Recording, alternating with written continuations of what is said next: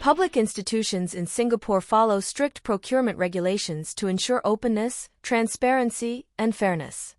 But sometimes, the system is tested. When several bids began to show subtle signs of potential manipulation, it triggered off a chain of events that is arguably Singapore's first public sector bid rigging case in recent years. Join me as we take you through how a certified fraud examiner and financial forensic professional broke this groundbreaking case. I was reviewing the quotation evaluation report submitted by the Evaluation Committee for the procurement of software licenses for a specialized enterprise resource planning or ERP system application vulnerability scanner. I noticed that the bid prices were as follows. The lowest bid was 65,000.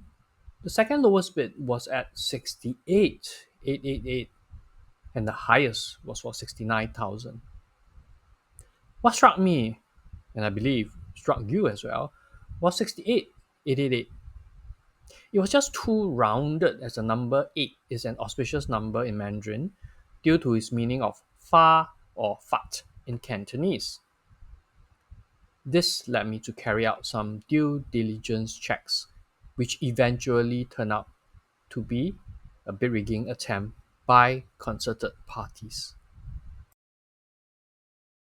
Digging deeper, he found more patterns of procurement fraud through bid rigging by parties coming into collusion.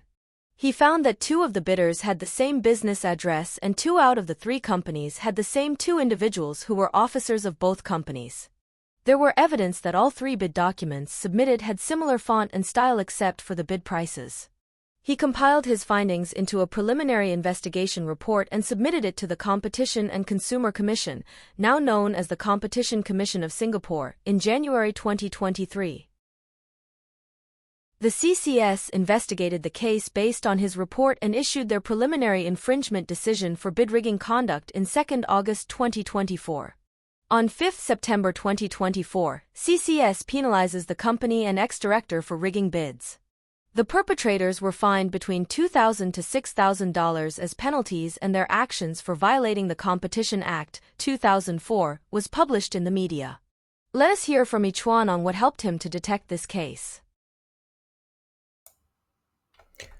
What I learned from this experience is that we need to equip frontliners, people who are handling procurement transactions themselves, as well as approving officers, to be sharper in terms of detecting potential signs of procurement fraud or bid rigging types of activities.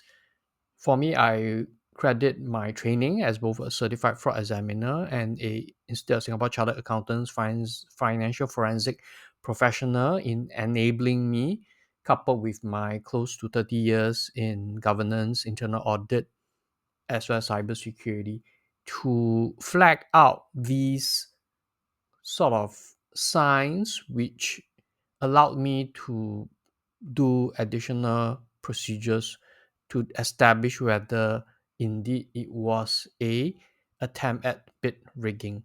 So I encourage everyone to consider upgrading yourself through training and also through learning about these bid rigging attempts through actual cases.